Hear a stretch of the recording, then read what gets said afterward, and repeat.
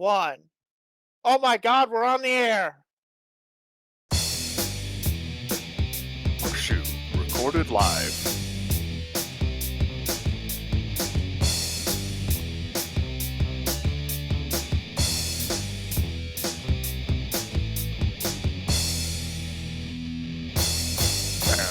Dan. All right, everybody, welcome to another edition of Moonhawk Studios Presents. I am your host, Mac Paladin, and with me in the studio, as always, is my good friend Adam. It's cold. That's saying something. He's in Florida. Yeah. Kevin's in the hizzy. Yeah, somehow managed to dodge the ice. Somehow. That's right. And as always, you're getting ready to commentate the hell out of this show. I don't know. We'll see. Stay tuned. Yeah. Nominally on technicals, we have the petty fan. Send help and fire. Said Hellfire? I've got it. And the Golics. I managed to dig myself out from under the snow to get here. How are the sled dogs doing? Thankfully, the neighbor was handling that. Keep him close. You might need him again in a couple of days, I think. Yeah, this one is looking much less likely to. Yeah. Still, just keep him become around a just in problem, case. But yes. All right. We have a great show for you tonight with a great guest, but before we get into that, Adam, start us off with the news. Well, once again, the news is everything is cold. Yeah. Like, I just don't have to deal with snow. Yeah. Like, We could bring him to the Frostlands. Wait, no, hold on. The hinterlands. Yes. I'm good. I'm good on that. Aside from that, I am pleased to say that the row I was having with the pharmacy has been settled this time. But I'm sure it's going to be arisen once more once the next round of medication refills comes. I will see you in 1 month. God damn it. That's actually been a problem in the past, especially when the pharmacy renewed the wrong prescription. It's like you were supposed to do the 3 month, not the 1 month. That's how people die. I'm like, no. That I'm talking about the supply, not the amount taken per day. Well, I mean, also just screwing up, getting the amount authorized, and they're just not able to give it, and Yeah, it's a pain, but like I said, that's been settled, and that's really my news, thankfully. Outside of some family drama that I will not go into. It's just people's exes are. Well, it's people's exes are causing a ruckus now, and it's a whole thing, and it may culminate in certain siblings having to go to court. Ooh. Oh, that's fun. It really isn't. I can't even. It's not. It's a sarcasm. That's sarcasm, by the way. You can't even be sarcastic about this shite. Yeah. Yeah. Anyway, Kevin, what's going on with you? Well, obviously nothing that dramatic. Yeah. Thankfully, we did not get the amount of ice that they were forecasting around here in this part of the Atlanta area. Thankfully, and it's also looking like we're not going to get anything of that storm that's coming this weekend, unfortunately. Which, well, that's La Nina winter here in Georgia. So, it is what it is. Yeah, we dodged a bullet around here, so yeah, we didn't lose power. I'm here with y'all, and other than work, nothing really much else going on. other than maybe just waiting however long it's going to take for them to fix the kitchen downstairs, which will take months. But we don't know. Right. Yeah, because yeah. Anyway, we've to that at this point. So, but yeah. Right. Other than that, so, Petty, what's going on in your world? It's real fucking cold. Yeah, y'all got what was it, 8 inches or something up there? I think? He doesn't live in Missouri. He lives in misery. Yeah. Yeah, pretty much. Officially, we had about 7 inches Yeah, in my town. Yeah. Well, the problem is, for most of the week, our highs has still been below 0. Yeah. Because the snow came in, but it didn't get above freezing.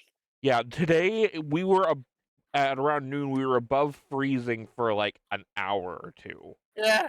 So that's gonna make things worse. Because all you got to melt is the sun, and even then, if it's below freezing, good luck. Yeah. So, my dad already fell trying to get into the house day before yesterday. We have a hill, we have a back driveway. Usually the parents don't park down there when it's icy because, even with 4-wheel drive, you hit ice, you're going off into oblivion. For some unexplainable reason, my dad tried to walk down that hill. Oh, God. So we have a camera pointed at the garage because people were trying to break into it. Guess who was caught in 4K falling on his ass? Oh, dear God. Oh, dear Lord. God. Yeah. Oh, my word. So that was somewhat funny. I mean, he's not seriously hurt. I think he still has a bit of a bruise, but he'll be fine. Yeah. It'd be one thing if we had to call EMTs and drag his ass to a hospital, but the only thing really hurt was his pride. And now he's not trying to walk down the hill anymore because, we have stairs. He can take 5 extra steps to use the stairs. So yeah, that was funny.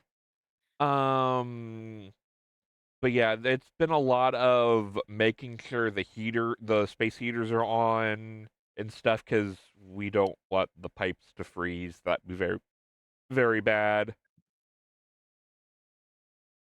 So it's one of the heaters we have downstairs apparently will turn off every 12 hours. I guess it's supposed to be a safety feature, but it's still moderately annoying having to, head downstairs every, 12-ish hours to make sure the heater's back on. And it's going to be getting bitterly cold again this weekend, so yay. I had to get another jacket because double layers.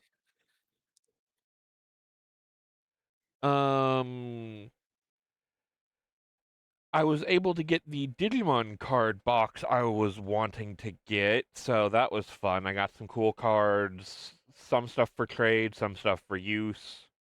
And I also got the Digimon Liberator webcomic.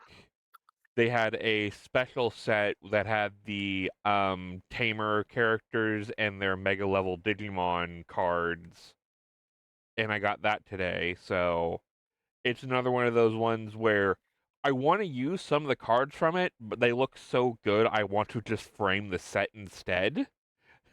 And it's like, do I really want to buy these cards again just to frame up the pretty ones?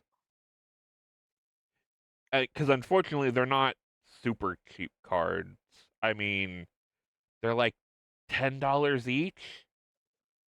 So, it'd be one thing if they were like dollar cards. They're like, yeah, fuck it, let's go. But dropping $40 on cards they already have is a bit of a tall ask. That's like if they're selling them again. Well, they're always the cards themselves are always on TCG Player. The problem is the set. Okay, yeah.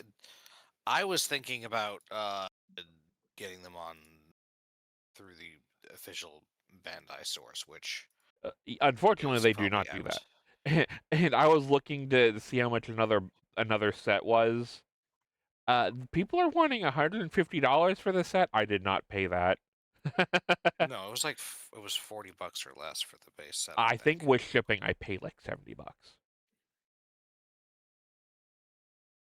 Giggity. Yeah.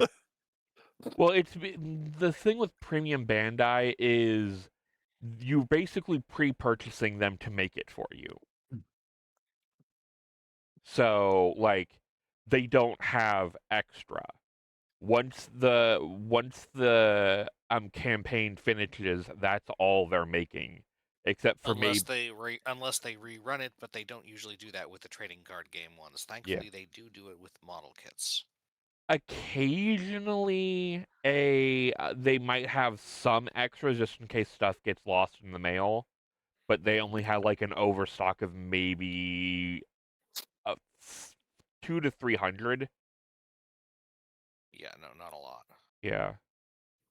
And most of those end up going to the European local game stores because they actually stock those there. You don't have to purchase them through Bandai themselves. But yeah, that's been fun. I want to see about going to another tournament, but the problem is scheduling and weather. Mostly weather, let's be real. Last weekend the highway was closed because of ice.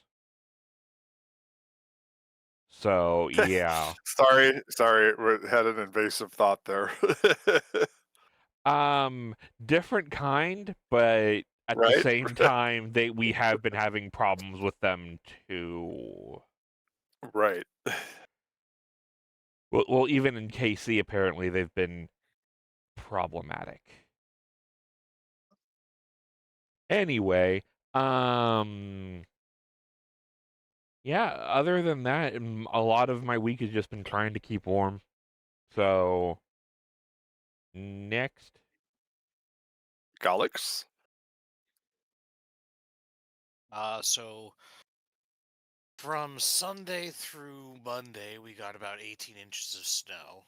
It hasn't been as cold here as it was where Petty Fan is, but Yeah.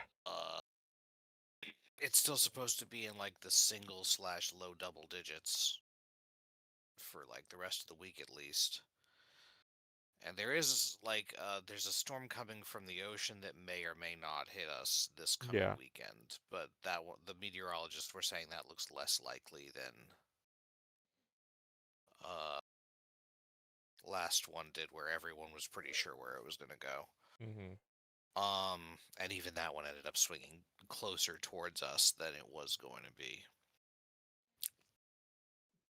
So we were home from work on Sunday. We didn't even bother doing any shoveling because it didn't do much during the day. But Sunday night and then into Monday, it did a lot. And then we shoveled on Monday, and then it kept going throughout the day on Monday. So on Tuesday, where thankfully we were home again, although for an incredibly stupid reason involving the heating. I don't think it was even broken at work. I think it was just like it was too cold with the heating when they checked it or something. I'm going to have some words with work about that because it's not the same to me.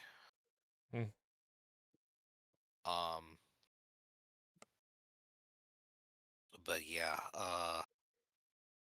but that gave me time to do a bit more shoveling on Tuesday. Well, mostly roof raking, but then I have to rake it off after I shovel it. So now we have enough, since the previous stuff hadn't even melted all the way, that we need to move some of the stuff from where thankfully we do have a snowblower that we can use for this. Move some of the stuff from where we shovel it after it comes off the roof and out of the things and into places further away so that if we get more, we can put it places. So yeah, I am mostly just tired and pretty knocked out of my normal routine, which I'm hoping to get back into over the next couple of days.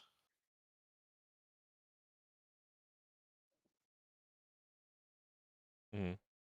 Right? And in the evening, since accordance with someone I was watch VTuber I follow has been doing Pokemon Legends ZA, so I've been trying to make more progress in that.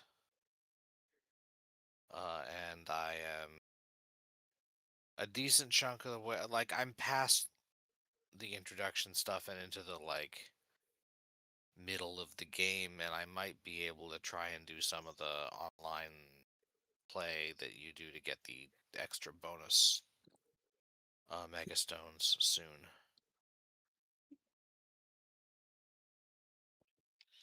I think that's about what I got.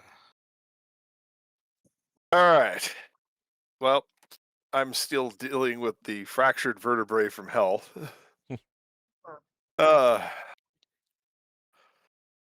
Gotta pack up the generator that nearly did me in and get it over to storage. And I was trying to hire a handyman, and he won't come over, no matter how much money I wave at him.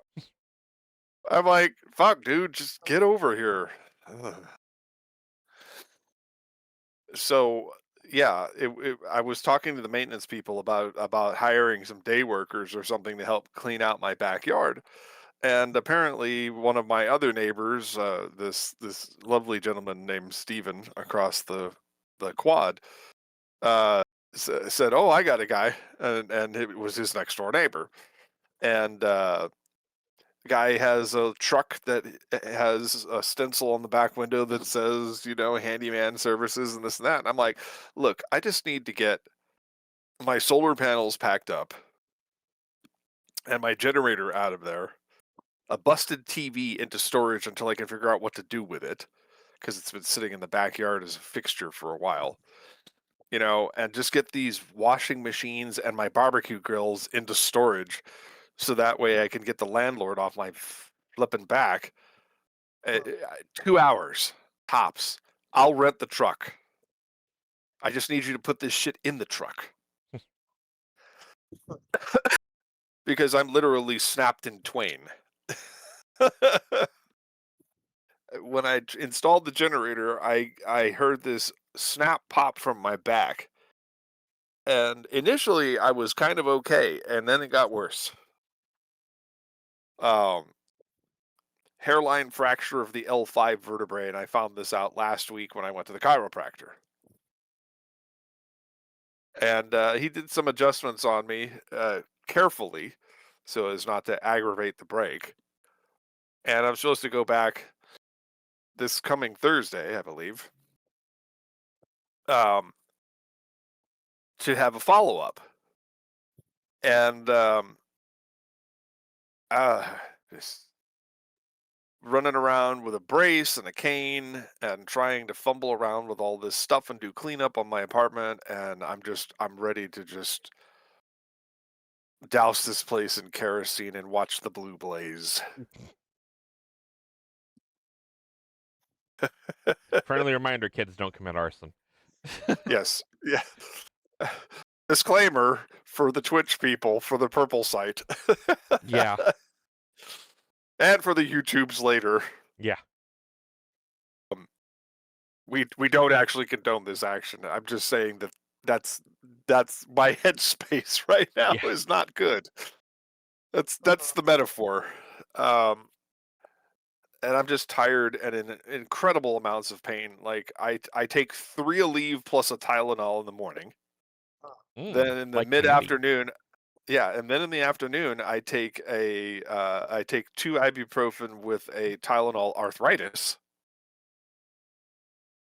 And then, before I go out to work at night, I take 4 more ibuprofen with another Tylenol arthritis to try to cover the three segments of a 24-hour day. because 8 plus 8 plus 8 is 24. And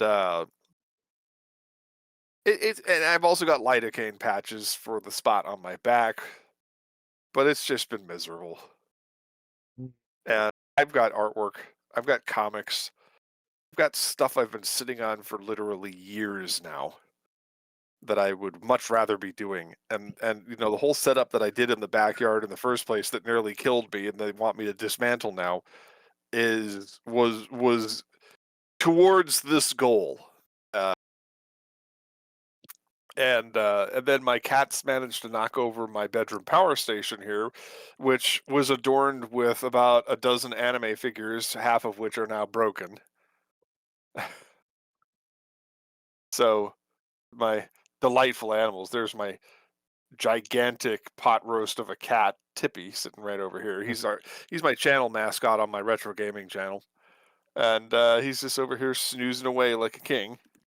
And my 14-year-old monster Doodles is asleep on the other chair next to him. And I did find this beautiful cat tree. It's got like wooden little cat apartments and stuff like that. And I found it on the side of the road, and I folded the seats down in the Kia, and took it with me on my way home a couple mornings ago. Threw away the cat befouled tree that I had. And so that's a nice little fixture in my living room now, which I cleared out because there was so much stuff that I just had to throw away because it was just bug infested. Ugh.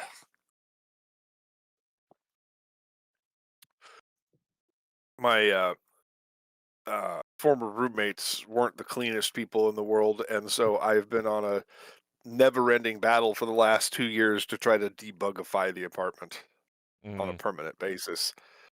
And I'm gonna have to order those. I'm gonna have to order those Chinese roach baits off of TikTok at long last, because that's the last resort. This Be guy, careful of the stuff you get. Some of them is not pet safe. yeah, well, according to the thing, this is pet safe, and every video I've seen from every influencer trying to peddle it says that it's pet safe, and they have little stick'em, so you like put them out in weird places, like stick them to the bottom of the toilet tank. And the roaches will go right to it and then eat it, and then it's basically a nerve toxin for roaches. And this guy spent 3 minutes on this TikTok sales video with a palmetto bug, which is one of the nastiest kinds of roaches you can possibly imagine. And he's doing like close-ups of his dead face to emphasize the paralytic qualities of this roach bait. And I'm like, it's delightful. And they lit this on TikTok. So, he's like, and he's holding it by the leg, and he's like, see this guy? This is a palmetto bug. And this is actually a small one. And yes, I was kind of going into Doofenshmirtz for a minute there. Because that's what it felt like watching that video.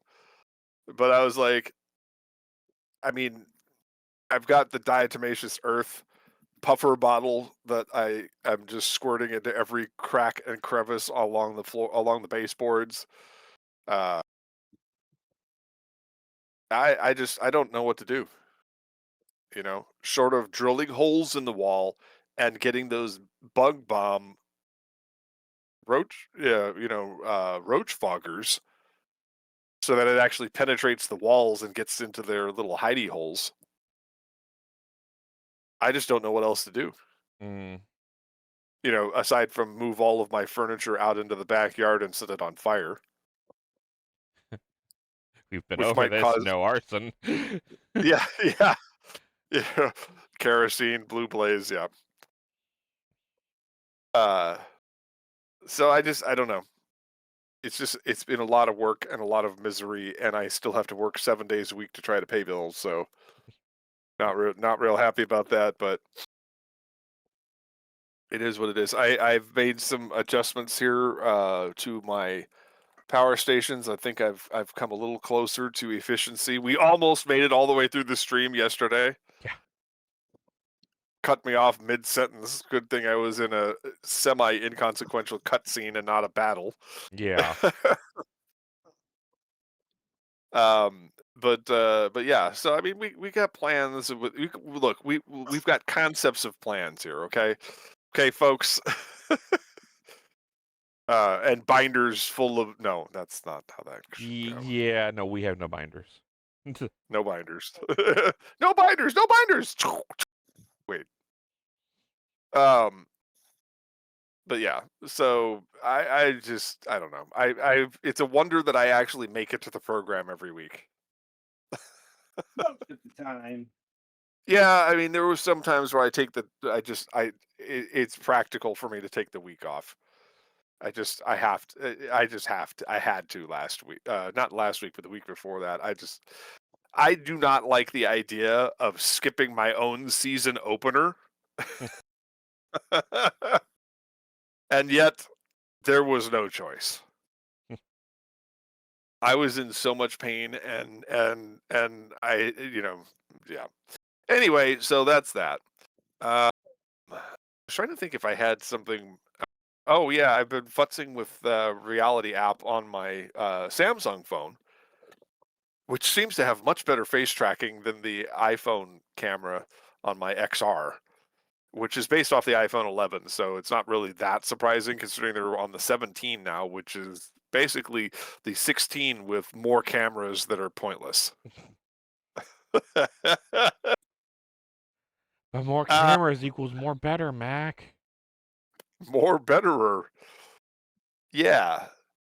I did find this phone that they refer to as the tank of Android phones that actually has an infrared camera, which looks pretty awesome. They want $619 for this thing, and it has 2 SIM card slots and an SD card slot. And not a pussy SD card slot, a full-size SD card slot. Oh, Jesus. Some guy said, yeah, I bought this phone and I bought a case to protect the floor from taking damage when I drop the phone. It's like, fuck yeah. So, who knows? I may be getting the tank phone. Lord knows I will need steel-toed boots to protect me from the phone, though. At least if someone tries to fuck with you when you're Ubering. Yeah, I just throw the phone at them and they're dead. They won't be able to get up off the seat because it'll weigh them down. Yeah, this phone's a brick. I'll have to find pictures of it and show it to you guys. It's pretty funny. But yeah, I've been messing around with Reality app because I wanted to get back into VTubing and on a low rent kind of basis. Hyper actually allows me to use my phone to use my custom avatars, but it doesn't do hand tracking. So I may as well use the nicer custom avatars in Reality. Like my icon on Discord here is the male version of my Reality app avatar.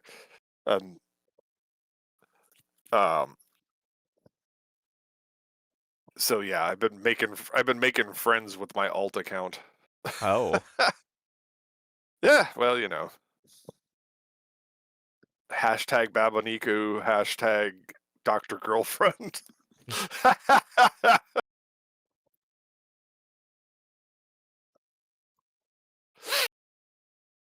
right, anything else? Yes, I know it's pronounced Babaniku. Alex, you didn't have you. I can already feel you champing at the bit. Look, to I was correct holding me. back, okay? And also, we're on the same podcast with Adam. I have to do that all the time whenever we talk about anything in another language. Right. So that's pretty much it. So let's get to the nitty gritty here. We have a great guest on our show tonight. We have Ron McAdams of Ron's Computer Videos. Ron, thank you for indulging our long opening here.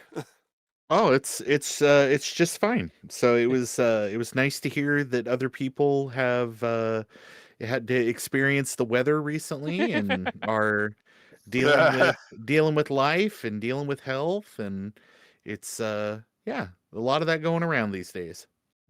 Give us the complete idiot's guide to Ron's computer videos. Tell us about your channel, your show, your products. Sure. Show me your goods. Show me your Sure. goods. many years ago, I made a channel on this thing that was called Google Video. Oh God, he's one of the old ones. Run. And then what happened was they bought this other thing that was called YouTube, and they merged it all. And so I think my channel will be 19 or 20 years old next year or something. It's as old as YouTube, if you know, because it Right. the merge and all that. But I only really got serious maybe about 5 or 6 years ago about doing anything with the channel, and before then, I mean, I've got some things out there that I've deleted over time and changed things and all that. But I mean, it's been around since the days when you couldn't upload more than 10 minutes of video at a time. It was like your file had to be 10 minutes, and that was it. But really what I've done is it kind of started out, it had a Mystery Science Theater 3000 kind of feel to it. And then I was like, you know what? I want to start doing more computer stuff, especially like, you know, kind of during the pandemic and all of that, and a little bit before the pandemic. And so basically I just started making videos about classic Macintosh stuff and PC stuff and big box video games, and do interviews and all kinds of stuff. All right. Well, then let's get right into it, and I'll commentate along the way. Adam, you're up. Well, I think it's appropriate to ask, do you have a preference in computers? Like, do you focus on Amigas, Macintoshes, IBM PCs, modern day computers? I try to do most of my stuff about vintage computers. So I've got some content out there for IBM PC stuff, like DOS machines and all of that. I would probably say if you looked at my channel, you would say that it was mostly Macintosh content, kind of focusing on, you know, you think about like the 68,000 era. So like, you know, your old black and white toaster, or, you know, kind of toaster Macs, and, you know, stuff through the Quadra series and early Power PC. That's maybe the focus on that type of stuff. But I've done Amiga videos. 1200. I have an Amiga 500. I don't use it very much. It's a great machine. There's a lot of really good games, but it's one of those things where you have to. It's that juggling act of, you know, what do you really want to do with it? Do you want to keep it all stock, or do you basically want to throw a Raspberry Pi in it and turn it into a very elaborate keyboard? So that's kind of where I'm at on that. But no, I would say that probably the majority of the content on my channel is like Macintosh focused, especially like the vintage machines, kind of before the iMac.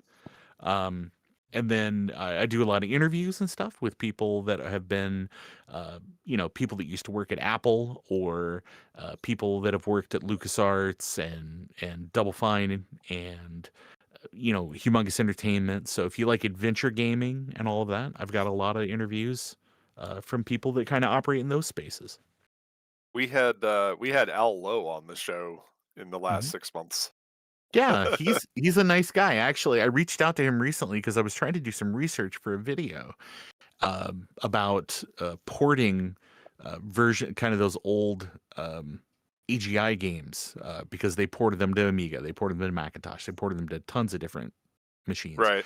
And I asked him, and I was you know, trying to track down somebody, and he was like, "Oh no, unfortunately that person passed away, you know, a few years back." And I was like, "Oh yeah, that really stinks." But you know, but I think it underlines how important it is to talk to these folks and, you know, kind of, you know, preserve those stories, because once folks are gone, we've lost a big part of this hobby.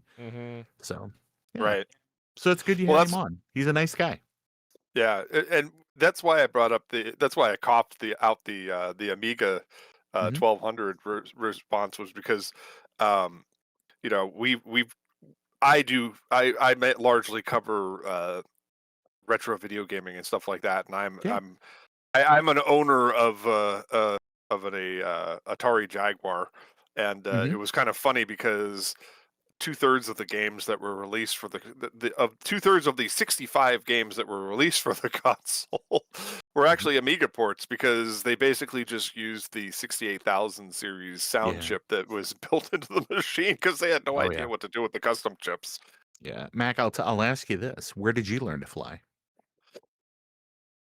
I went to Southwestern Community College in Chula Vista, California. Oh, this is a cybermorph joke. This is a Oh, cyber. Yeah. You, yes, the angry yeah. video game nerd. Yeah. Where did you learn to fly? Where did you learn to God. fly?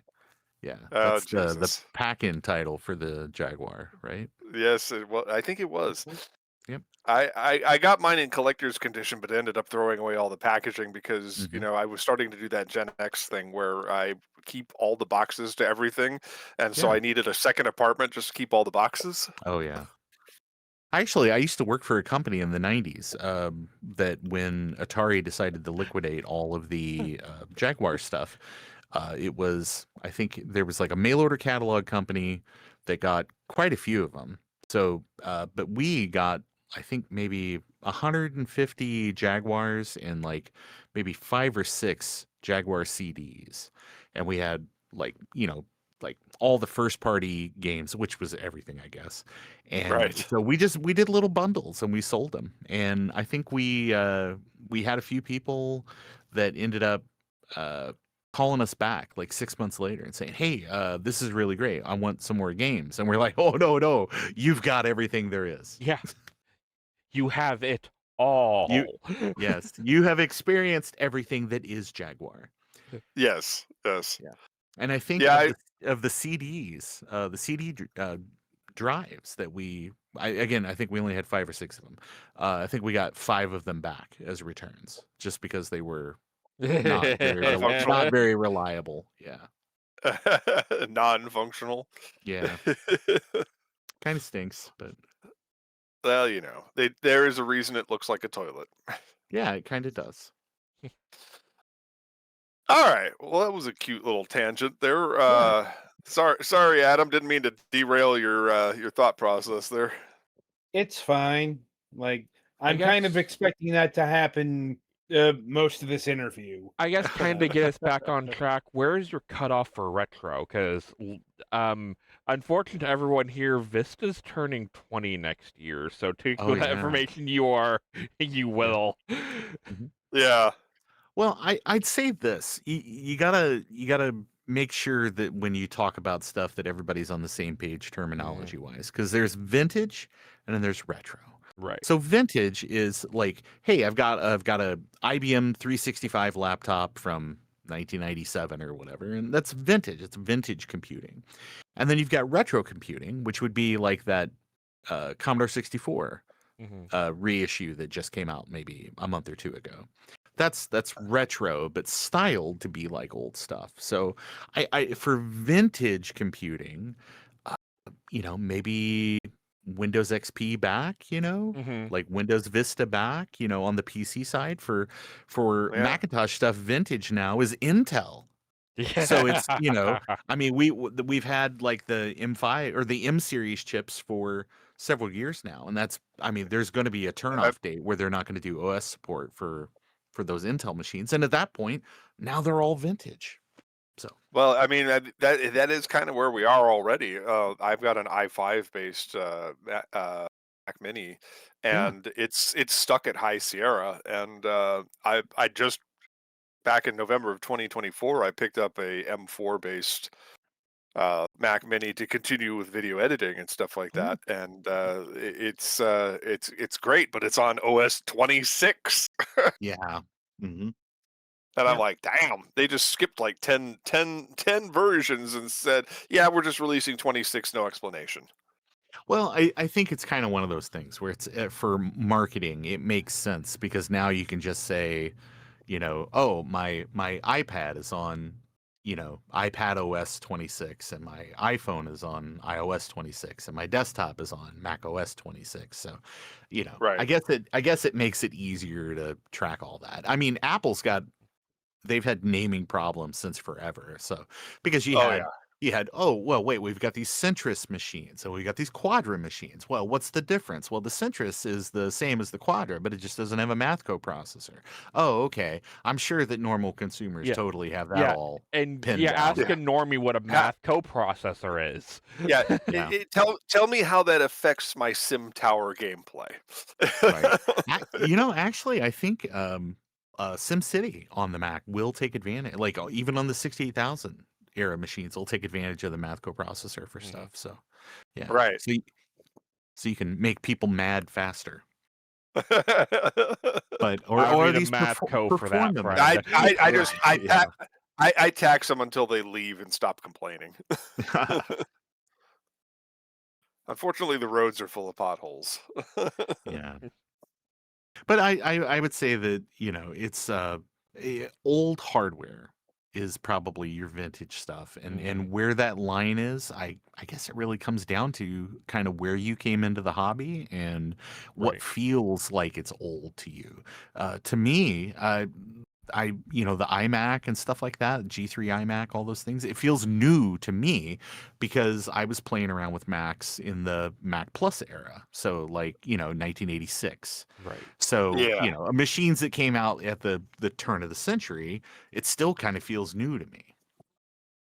We had It's we actually 26 years old. So I remember back in the late 90s, we actually had somebody recycle a Macintosh 512K in the in our shop. yeah. And we kept it our assistant manager, my good friend Nathan, he kept it preserved on a gondola in the back of the store and would fire it up from time to time just so he could hear that bing and then promptly watch it system bomb. Yeah. Well, the 512 of the 128, there's a MT made a lot of RAM and stuff back in the day, and it's all bad. It's all gone bad over the years. So, yeah. So a lot of those, like a Mac 128, Mac 512, they've got that old bad memory in it. So you'll power them on, they'll look great, and then they'll just immediately sad Mac. Yeah. Oh, just zap the PRAM. I'll zap your PRAM. Yeah, exactly. It's amazing that they still make those batteries, though, those cylinder batteries that you click into them.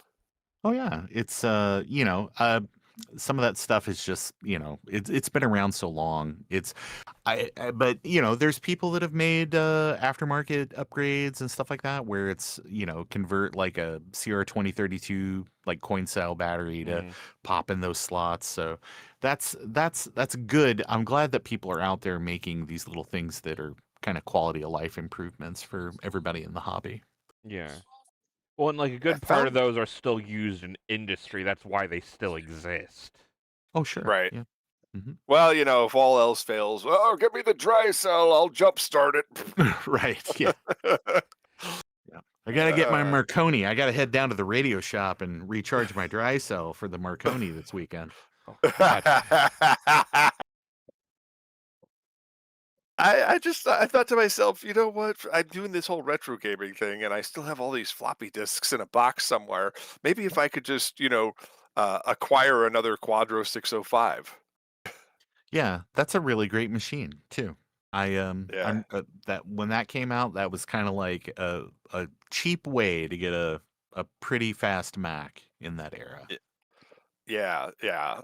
I liked it because I believe it had a 68040. It does. And go ahead. I'm sorry. No, I was just gonna say, yeah. Yeah. And I had the cool beige Apple branded 15-inch monitor for it too. Nice. Yeah, those multi-sync 15s are still pretty nice, assuming that the plastics have not disintegrated, which that's kind of the thing we're fighting. Yeah. Yeah. My problem was that the filament wires that held the oh god, I used to know all the names for all this technology. The screen technology of all Trinitron based picture tubes was called the shadow mask. Shadow Mask, yes. Mhm. And and it was just the filament wires that held the Shadow Mask onto the inside of the picture tube would get burn in on it. Oh, And so sure. you'd have these two horizontal lines across the screen. Yeah, it's funny. When I worked retail a long time ago, the like Performa, that was what you could buy at Montgomery Ward and Sears and places like that. Computer City, the Performa 550, which was kind of a big color all-in-one machine, had one of those 14-inch Sony displays, and we would occasionally get returns because people would be like, "Oh, the display's defective," and so in the 90s, had to contact Apple, and they sent out like an official little tech note printed on real paper with letterhead that basically said, "Hey, this is a thing with Trinitron displays. So it's not a defect. This is their control wires that you won't see in other displays because those other displays are shite." So it was a thing to kind of, it's like, "Oh no, it's not a flaw, it's a feature." Yeah. Yeah. But that's what you get for having that amazing pixel ratio. Yeah, that's what you get for having something that's, because I mean, you could park two machines side by side. It's like, oh, here's your 14-inch Packard Bell, interlaced monitor, and next to that Sony, and people are like, oh no, I totally see the difference. So yeah. but when they failed, it was pretty catastrophic. So. Oh yeah, no, I've seen I one get of it. those things implode. Oh god. My NEC multi-stink 21-inch monitor decided that it was going to shit the bed, and then I dropped it on the way to the recycler, and the phosphorus leaked out, and Oh me and my no. buddy, me and my buddy got blinded and high for like several seconds. I was about to say that when the phosphor comes out, that's the point where you start sprinting towards the door. I mean, it wasn't like jet fuel where, if you smell the kerosene, if you smell rotten eggs, you've got 10 seconds to live. Where we're talking like the old Apollo rocket fuel, all that stuff for the Saturn V rockets. Yeah, if you smell rotten eggs, you're pretty much dead. That wasn't the case here.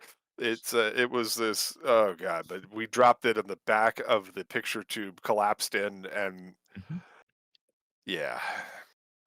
Yeah, don't cut yourself. That's a wound that takes a bit to heal. Yeah. Exactly. Yeah.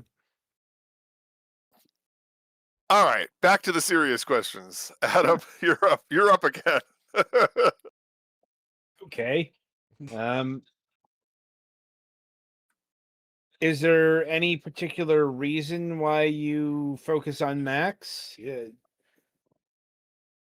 Honestly, it's really just because that's what I kind of grew up as an Apple kid. We had Apple II computers at school. We had like by the time I got to high school, that's when you actually were going, had places that they could afford to have Macintoshes in a computer lab and stuff. But I was always from that world. When I was young, I used to go to the Apple II user group meetings, and a lot of the people that had those, like the Apple II GS and some of these other higher end machines, also had Macs, and so people would bring them to the meetings, and they would show off the games and neat stuff that you could do. And I always kind of was like, oh, I really want to be part of that world, but it was quite expensive. So I think maybe in 1994, maybe 1993, I had done a bunch of summer jobs and stuff like that, and I ended up buying a PowerBook 100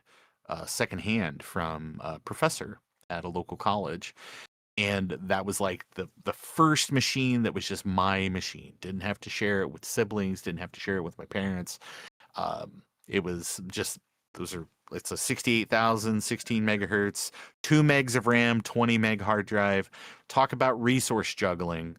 This machine, you really had to plan ahead what you were going to do with it. So what were you going to keep on it, what were you going to archive off to floppies and all that. But the memory of all of that has stayed with me over the years. So as I kind of got back into collecting, a lot of those machines were really, really cheap for a long time because people were just like, "Oh, a Quadra 950, who cares?" Oh yeah. So you can pick that. Hey. Yeah, you can Listen, pick it up. if I want, Mhm. yeah, if I want to shatter my spine again, I'll pick up a Quadra 950. Yeah, but you could pick them up for $100 for a long time. Same thing with a lot of the PowerBook series machines. I mean, you could a PowerBook 180C for $50. Now that stuff is like hundreds of dollars because people pandemic and people had more free time and a little bit more free income and started kind of blowing that collector market up again. So I had these machines. I'd been sitting on them for a long time because I was like, oh, I want to get one of every type sort of thing. So it's like, hey, I want to get a Mac Plus and a 512 and get another 128 and pick up a classic and a classic 2. And now you got to get a color classic. And it just kind of over time now it's like, oh, you got stuff piled to the rafters and you're like, what do I do with it? And it's like, you know what? I'll make some videos and have some fun. It's funny that you brought up the Quadra 950 because Mhm. I followed this kid, a literal kid, like 16, 17 years old Mhm. on TikTok named Yeah. Techie Things. And he's Oh, yeah. got all manner of vintage Macintosh. And it did my heart good to see a 16, 17-year-old kid really like super into this, into like vintage computing and stuff like that. Yeah. Now, this kid is probably like a Saudi prince in the UAE right now or something, Oh, gosh. going to Yeah. school in the UAE or whatever, because Mhm. this kid's laboratory would put most shops I've ever seen to shame. As far wow. like he's got like a warehouse just filled with. He's like, I bought every different color of the first iBooks ever made, Oh, wow. and all that. And I have every color of iMac from every generation ever made. But Wow. he brought out a Quadra 950 and was like Mhm. actually knew about it and like Sure. understood it and was like, yeah, don't lose the key, kids. Yeah. Don't get it locked into the off position or the position where the keyboard doesn't work basically. But yeah, Yeah. no, I think a lot of what has happened is you've got big YouTube channels too that have done a really good job of getting the word out about the hobby. And so you've Mhm. got people like Clint from LGR, and you've got Sean Action Retro, and you've got like Steve from Mac 84, and you got Adrian from Adrian's Digital Basement. You've got all these guys that are showing off all this neat stuff. And it's not Mhm. just look at my neat thing, it's let me talk to you about this and explain the history of it and all of that. And so I think that's helped get a lot of people that maybe didn't experience this stuff growing up, get them excited about it. And then the other thing that really helps is that there's a lot of really good online communities that are set up to help foster young people's excitement about vintage computing and retro computing and all of this. Because if you, as someone who enjoys this hobby, is not making investments in that next generation of people that are going to participate, when you're gone, so is your hobby. Yeah, they're gonna So, take them to the local Goodwill or just throw yeah, it in a dumpster. yes, it will just end up in a tip somewhere. It'll be done. So this thing that you enjoyed, I mean, if it's completely self-serving, then congratulations, you've done it. But if you want something that's going to survive and thrive, you've got to make places for other people to get excited, especially young people, and make opportunities for them to be involved and have ownership of things inside the hobby. So, if you go to events like Vintage Computer Festival Midwest or East, or I think there was just an event in Montreal last weekend Mm. where people go to these things, and it's like you've got people that are like, here's a table, and it's set up with like every version of the color computer, or it'll be a table that just has exotic Japanese systems. Like there might be like a PCFX, and there'll be a X68000 and stuff. And people can just sit down and touch them and interact with them and play games and use software and learn more about it. And you've got people that are excited to share that knowledge. And so I think that is what keeps things going. and I think that's what creates situations like the gentleman that you watch on TikTok, because they've seen all that and they want to be part of that world. Yeah, and he definitely seems to have the financial resources to pull it off. That helps too. That helps You quite. know, Yeah. That's kind of an unusual scenario there. It's just funny that like a few weeks ago he put up a Quadro 950, and I was yeah. just like, But don't let I owning actually have laid real- hands on that. Huh? Oh yeah. No, I was gonna say, but don't let like, oh, it's like, this is an impossible dream because it's all so expensive. Oh We're no, at the point. We're at the point in the game where emulation is really really close to a lot of these experiences, close enough for people to at least kind of get their feet wet, and then if they want to make an investment and get a machine or something like that, you go to one of these shows and you talk to people and just say, hey, I'm just wanting to get started. And typically people will bend over backwards to try to get something that's like, in your price range, that's going to give you a good start on whatever it is you're wanting to do. But like emulators anymore, I mean, there's entire websites set up where you can just like archive.org, where you can go out there, click one button, and now you've got an Apple IIgs and you're playing some game that you've never played before, but now it's your new favorite game. Yeah, we have a sister show where we talk to video game developers, and game developers have been basically emulating the original Game Boy and making games that are compatible with the original Game Boy. Isn't that how that McDonald's a couple of years ago, Grimace's birthday or something? Isn't that kind of how that came about? Yeah. Well, there's an entire developmental suite called GB Studio now. That can create new Game Boy and Game Boy Color games. I'm excited that people are still programming for all that. And these games, you can literally port them to a flash cart and shove it in your Game Boy, and it will accept it. And I myself have been in the emulation scene since at least 98, 99. So it's been around for a lot longer than most people realize. It was just less accessible back in the day when you were on dial-up trying to download emulators and ROMs and stuff. Yeah. And the quasi gray area of downloading ROMs. Yeah. Piracy is for chumps, kids. Where did I leave my copy of Nesticle? Where is Yes, that? exactly. There's some debate on whether or not that is the appropriate emulator for the NES, but that's a conversation for another time. I was thinking when you were talking about the emulation scene, I remember for like a hot minute in 2002, 2003, I was really heavily invested in the idea of building an Amiga spec machine, because after Gateway bought Commodore's core technology, and then they basically folded and sold out to Acer. The Germans actually have gone out of their way to keep Amiga alive, fresh, and relevant for quite some time, even though you don't really hear about it in the trades.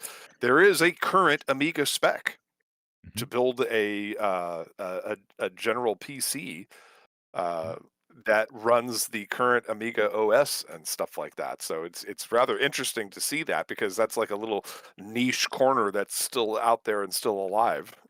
I know. I think a lot of people, they're like, it's like, oh, the Amiga's dead. It's like, no, the Amiga just went on vacation to Germany. Yeah. So they're still making great machines and software, and they put on some Lederhosen and got some strudel and good German beer. Oktoberfest is year round. Let's go. Yeah. Exactly. I will say, you can thank the Germans for kind of keeping the love of Amiga alive and keeping the love of adventure gaming alive, because they're the folks that just couldn't give it up. Amazing. All right. Let's see here. My mind is a torrent. Yeah. What's new? Rivulating with thoughts cascading into a waterfall of creative alternatives.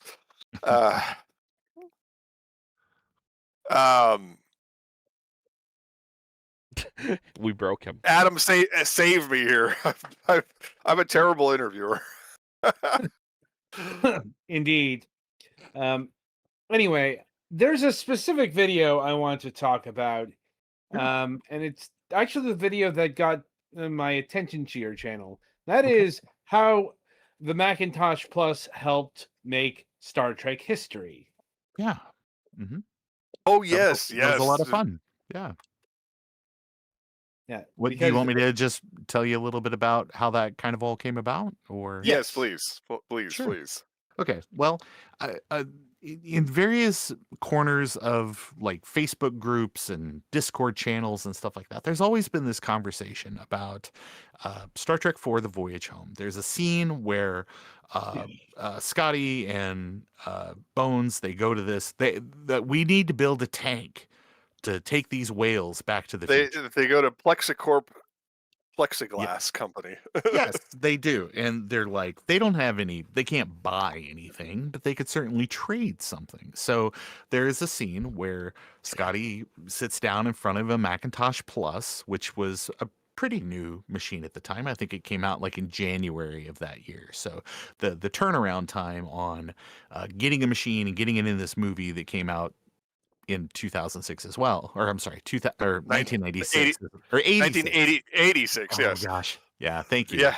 The movie came out in December of '86, and the computer came out in January. Yeah, so there's pretty short turnaround for like a Hollywood kind of production. So but the whole thing is he sits down in front of it, talks to the mouse for a second, a little joke, and then he bangs away on the keyboard and it shows the formula for transparent aluminum. So they give the guy the formula for transparent aluminum. He gives them the plexiglass. They make the tank.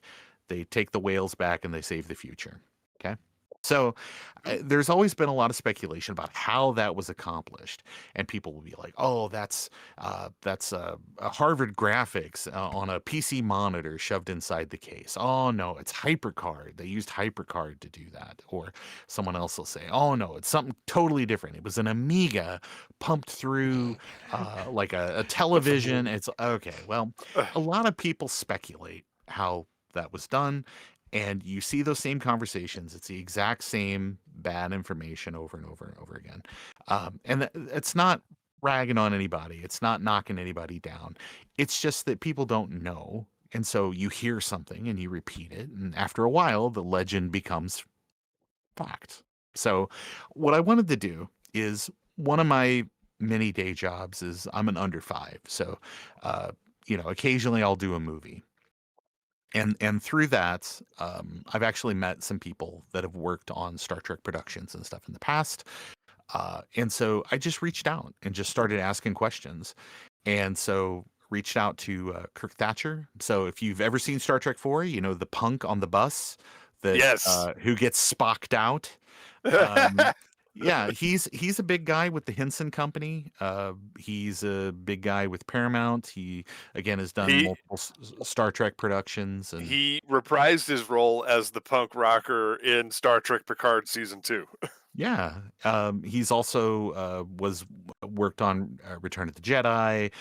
He's kind of a Hollywood feature. He's done Marvel stuff. So he's somebody that's been around a long while.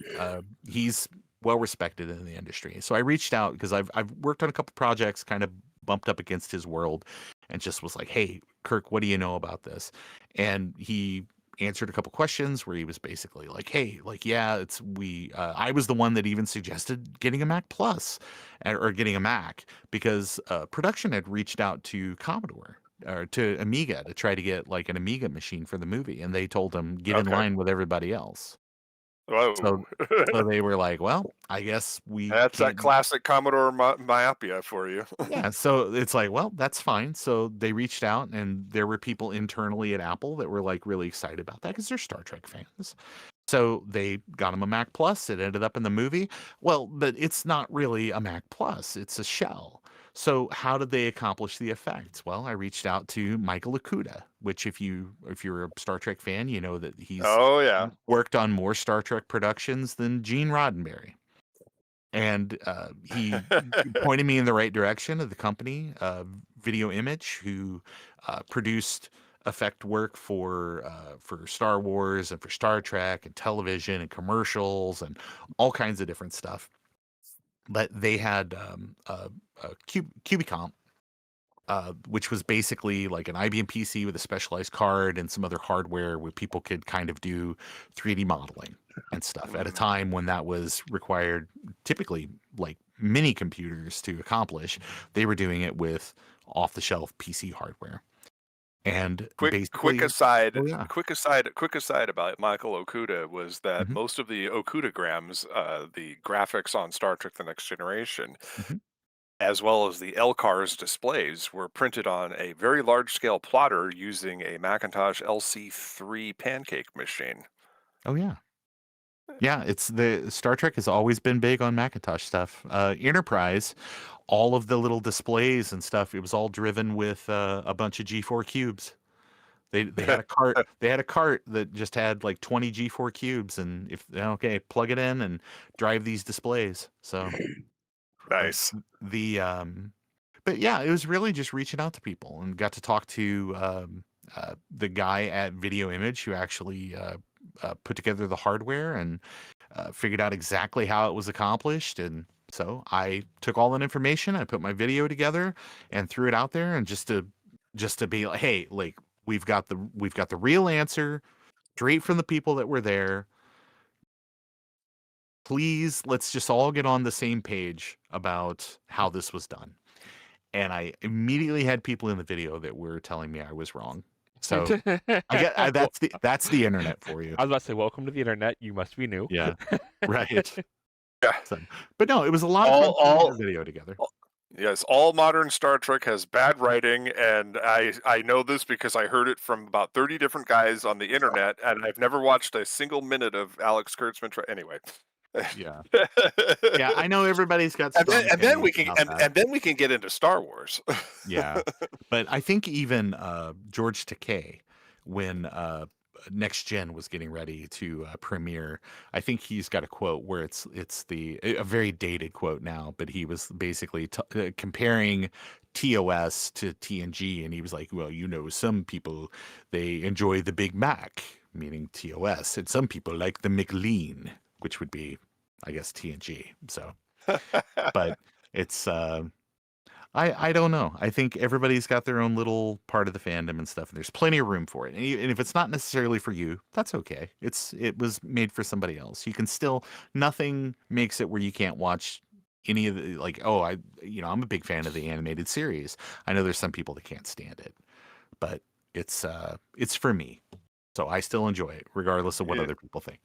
Apparently you and the entire production crew of Lower Decks and Tawny Newsome and the entire production crew of Star Trek Enterprise were very big fans of the animated series and tried to include Easter eggs from TAS constantly throughout the production of those two series. Yeah. And they do it in other areas too. I mean, the giant Spock from the Infinite Vulcan was Yes. The corpse was in a Lower Decks episode. I do like the Collector. There was like a Collector episode, the one with the Moopsy bone vampire. And oh yeah, no, they did a really good job. I think because I know a lot of people like really had a very visceral reaction to Lower Decks, but it's like this is just a fun place where you can just dump ideas and do stuff and not really to have to take it too seriously. And I think Mike, whatever the heck his name is, he worked on Rick and Morty and then left that and went to go work for Mike McMahon. There we go. Thank you, sir. Went to go work on that. And in that first season, you can very much feel that frantic Rick and Morty energy. But as the show went on, I thought it got pretty good. So I loved it. It was true Star Trek. And what's hilarious about it is now when people say, well, clearly the people who write for this Starfleet Academy show have never even seen Star Trek. And I'm like, you do understand that Tawny Newsome is the giant nerd that put all of those references into Lower Decks. Yeah. And she's part of the Brain Trust, which is the actual group of people who keep the lore straight. Yeah, I do like the fact, and I do agree with the decision that Miles O'Brien is the most important person to have ever existed in the Star Trek universe. I mean, if that It's, doesn't tell you these people genuinely love Star Trek, I don't know what Yeah. does.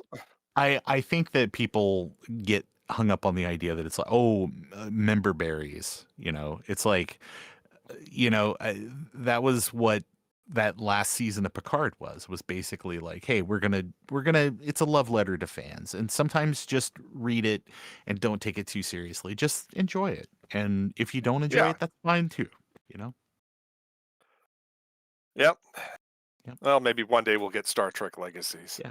But yeah, maybe we will. But I would certainly encourage people, if ever been curious about how that special effect was accomplished, if you're a Star Trek fan, you're a Macintosh fan, whatever it might be, or you just like a deep dive on how it was made, definitely check out the video.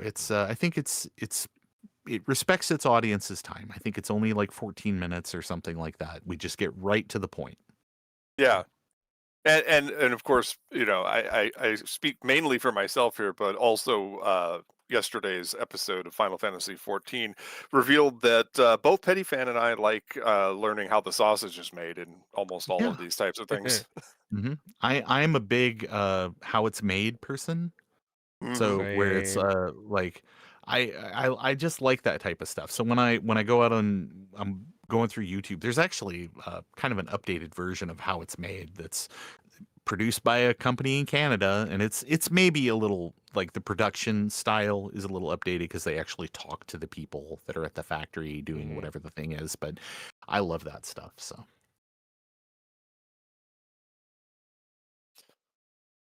All right. Adam, redirect.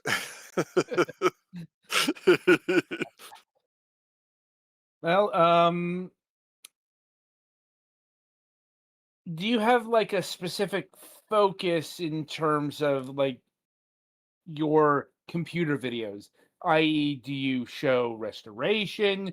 Do you showcase, what a part is on a Macintosh, et cetera, et cetera, et cetera, generally? I try to cover a broad array of topics because I know that there are some channels out there that have some very specialized focus, but Mhm. I try to. That's why it's Ron's computer videos. There are some people that put like something very specific in the name of their channel. I figured I would just leave it kind of generic.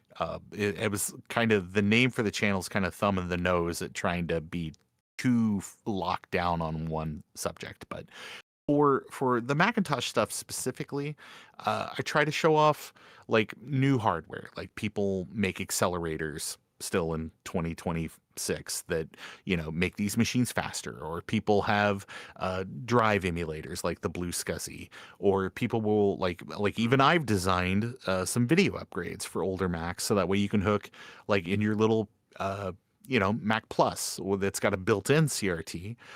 You can drive an external CRT. So if you want to hook it up to a projector, or you're a Twitch streamer or something like that, and you want to do Ooh. classic Mac games, you can plug it into your capture card and use real hardware. To do Embarrass myself playing Crystal Quest. I am no good at that either. I love playing games. I'm not especially good at them.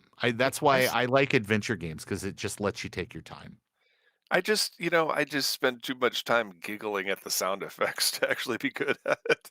Oh yeah, it's like when you exit the level where it's like, oh, or whatever. Yeah. Yeah. But I try to like if there's there's new software that came out. Like there was just recently there was a game for the Apple II that was released that's called Froggo that is kind of like half Frogger, half Crossy Roads. That just kind of it just got dropped on the community just out of the blue. So I did some playthrough videos on that. So some do some live stream kind of gameplay stuff. Talk about hardware, talk about things that are neat things that happened. Like I did a video, about a year ago now about Apple. They sponsored the Super Bowl in 1985, where it was basically they bought little cushions and gave them to the stadium because it was, I think uh, like a college in California was basically hosting the Super Bowl, but they had wooden bleachers, and they were like, "Oh, people are not going to like this," you know. And so they were like, "How do we make it more comfortable?" Well, they made like 300,000 of these little padded cushions and gave them out as a little gift to people that showed up for the show. And that was the first year they ever did that. So Apple had this little marketing idea. So I made a video talking about this little marketing thing that Apple did. So I try to keep it wide, try to keep it where it's, because you may not be somebody that's interested in adventure games. You may not be somebody that's necessarily interested in some kind of deep dive on some special effect in a movie, but you might be somebody that's like, hey, I'm trying to set up my old machine. What hardware do I need, or what software should I investigate to do that? So a little bit for everybody. Yes. Yeah, I still have my boxed copy of Freddie Farkas, Frontier Pharmacist. I'm sure Al appreciated that. We talked about that. That was kind of fun because I have my Macintosh version of Freddie Farkas, and then I have my 5 1/4-inch 3-in-1 collection of the first 3 Leisure Suit Larry games. So that's one of the other things that I collect, a bunch of big box games and all that too. Yeah. One of these days I'll have to talk to Chris Roberts, though, because I have a copy of a game I'm sure he wishes he could forget, Bad Blood. Oh, no. That and my Super CD-ROM version of the Macintosh Super Wing Commander.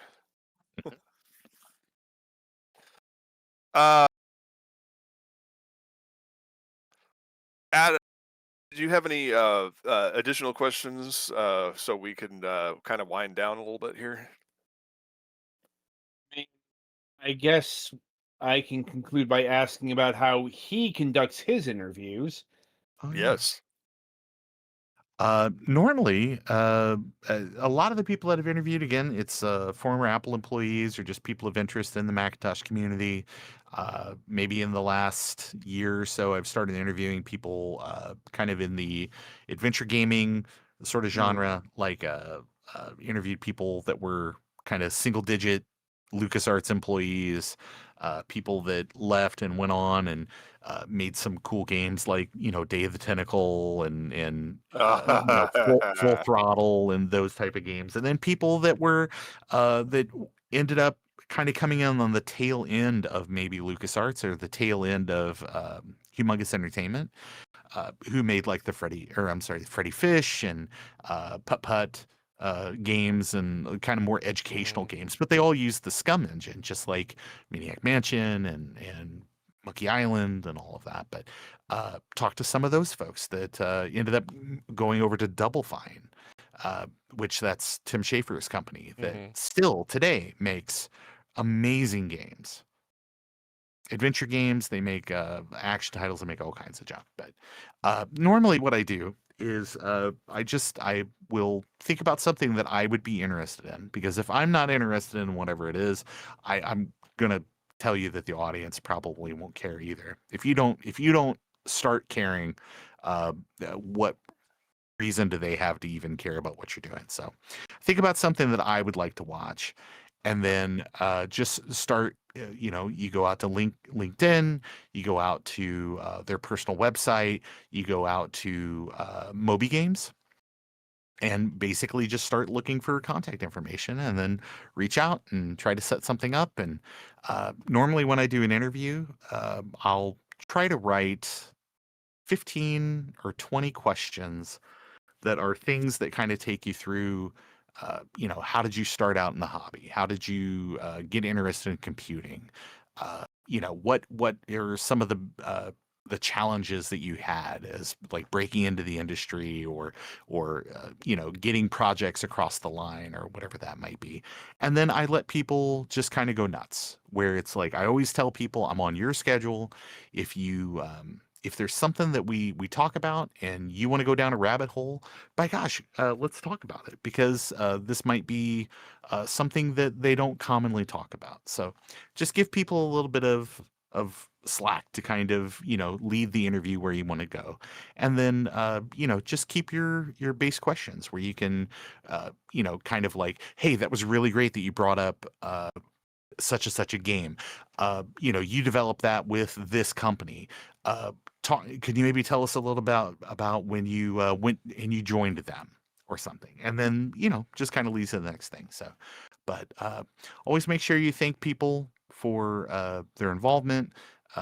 Do your best to respect your audience's time and respect your guests' time, and try to edit things down 90 minutes. 90 minutes is a great runtime on an interview. Right. Yeah. Yeah. But All my, right. my advice, like with anything in life, whole asset. Don't half-ass stuff, because that immediately just comes through. People are wise. They'll understand it. Put your whole ass into it. Nice. Any advice for people looking to start their preservation collections? Started 3 years ago.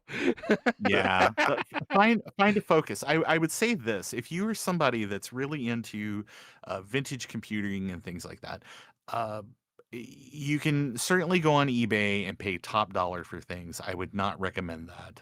What I would do instead is you can look at places like Facebook Marketplace. You can look at places like if you're a Macintosh person, Tinker Different, which is a cool web forum that has like a buy sell trade area.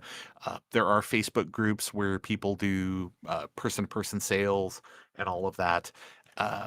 But honestly, I would say if you're wanting to get into vintage computing, uh, look and see what type of clubs exist in your area. Because there's always somebody getting into something, and there's always somebody getting out of something. And the people that want to get out of something are probably motivated to help people that want to get into that thing. So you might be able to you can go on eBay and it's like, holy crap, there's a Apple IIgs S for like $800. You might have somebody in a local vintage computing group in your general area within an hour maybe of your house that oh, I've got one of those. It's I restored it a couple of years ago, but I don't mess with it. I don't know, $50. Yeah. So take advantage and do those things. If you're somebody that's into big box software, there's all kinds of groups and stuff. So pick a focus, find something. It's like, hey, I want to collect Apple II computers or something. Great.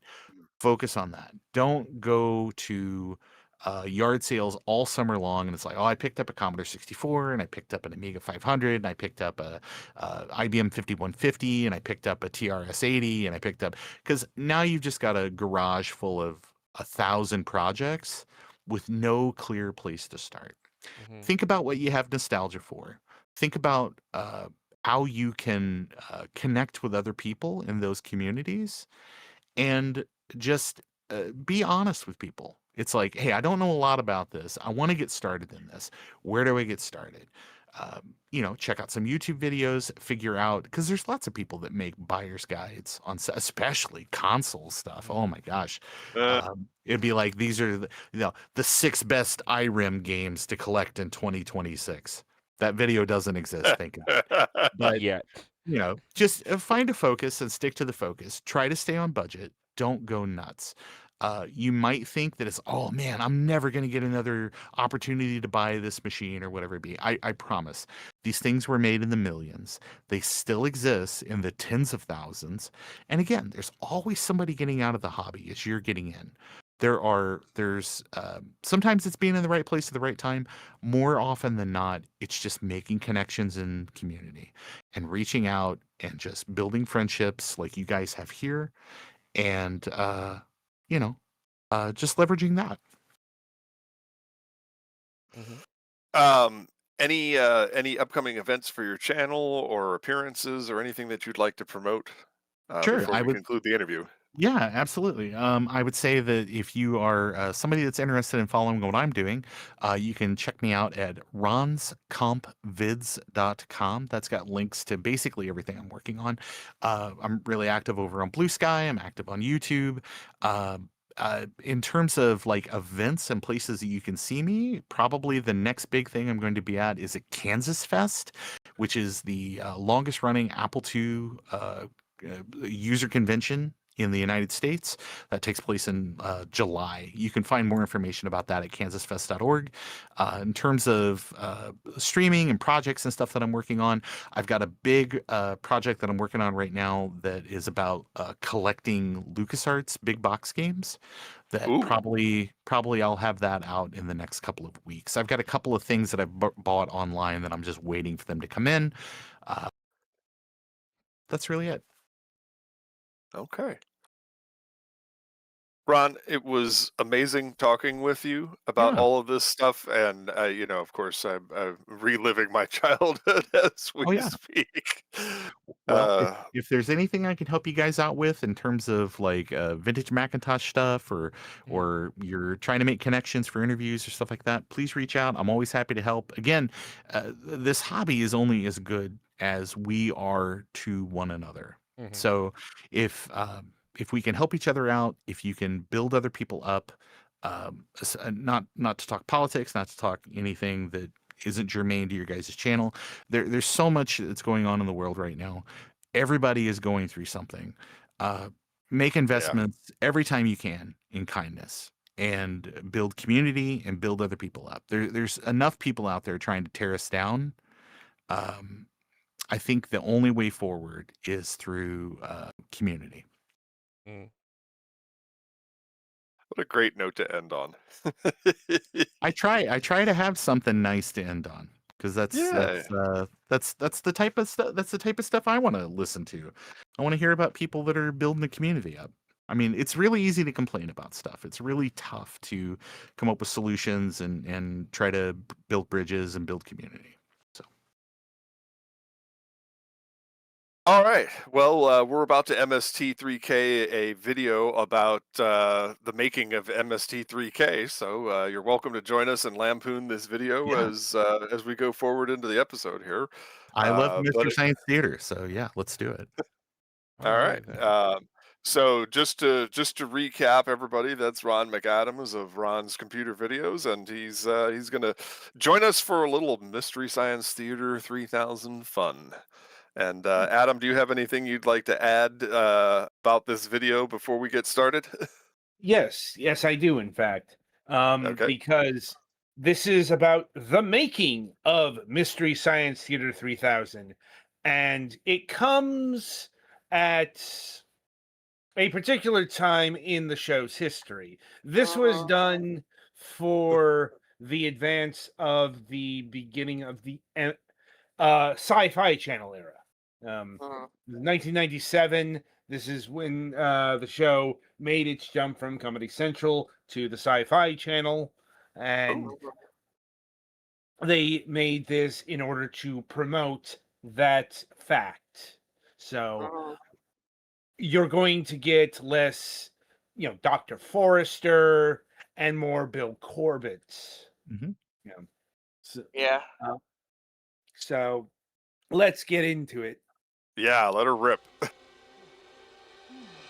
She has exploding boogers. Man, I really cut Exploding boogers. Hollywood has certainly produced its share of bad movies. Happy my patent papers. My God, was that Larry David? They found a welcome home at Yes, Mystery I think it Science was. Theater 3000. That guy's always been old. My employee of the month parking spot, you bastard. The thing that people identify us the most for is Yes, this screaming episode's back pretty at the great. culture. I have a brain the size of a chickpea. You're not supposed to talk back at a movie. Kevin Murphy, ladies and gentlemen. And that's what's going on here. Something everybody wants to do. We're just Paul Chaplin, putting it out there. Paul Sorensen, Huge, giant baby. Mary Jo Peele. Sometimes it works and sometimes not so good. Now, with the help of the performers themselves, shooting their own behind-the-scenes video, There's the Phil, there's Sci-Fi Mike. Channel goes behind the curtain at Mystery Science Theater 3000 for a true insider's look at the making of this popular that's, cult series. Brad Kinney. This is at the start of the relationship here. Oh. Yes. Hey, look Look at that. We're appearing as Crispix. By the end of this relationship, there would be a lot of bad feelings with the network that they're on The here. Sci-Fi Channel presents the making Oh, of yeah. Due to a change in management. 3000. Yeah. Hi, everybody, and welcome to the Satellite Alone. Hey, now these guys do a similar thing to what we do. Anyway, there's I think that they kind of realized that this was, yeah, serve me my hand, Mike. Chop it off. I'm so hungry. It looks delicious. There's about a 1 in 4 chance we're gonna come out of this alive. Mike is trapped up in space with his two. Do you guys have audio on this? Forced. Yes. Yeah. This evil Oh, I don't have Okay. audio on this, I guess. Oh. Click on watch video on used to Discord. Torment us, and now Oh. she's making us watch these movies because her son told her to before she killed her son. And well, it gets confusing. Well, Anyway, that's we're actually up in not what space happened, watching but, you bad know. movies. Her van is rigged. They were but she can probably just still press a trying to button and show finalize them that kind of location. thing. Plus, Yeah. it's MST3K. They don't think she has a really long-term plan. care I think she just about wants to that. antagonize In me. fact, one of the bones of contention with Sci-Fi Channel was That's season where she 8. draws her life force. They wanted a story. Yep. Yeah, they wanted a tie-through for all these, like, terrible black and white movies. I'm not real clear on the logistics of it, but Pearl can do it. I think plot and lore are also considered science It's facts. really tough for Yeah. us to get good I do movies, like that in good the directors, season good 9 they just kind of let things fly because I think that they had a little more up on your mud flaps. People have such cute names for sex. yes, such cute names for movies that sex. have good sound.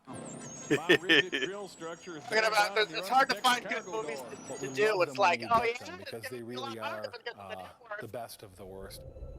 You know, I that's just a- remember. All started in 1988 Go ahead. when Jim Mallon and I Kevin think Murphy season 8 hired is Joel probably my Hodgson favorite to season turn one of of his hilarious sketch MST3K, though. ideas into a television Fun bit show. of trivia in 1995 when Wing Commander 3 came out. The God mode code was Mitchell K. Kinda just looked at each Oh, other yeah. And if you did it right, Mystery, science theater, there was actually an audio file that played through most Sound Blaster cards where you heard the MST3K crew go, Mitchell! That's funny.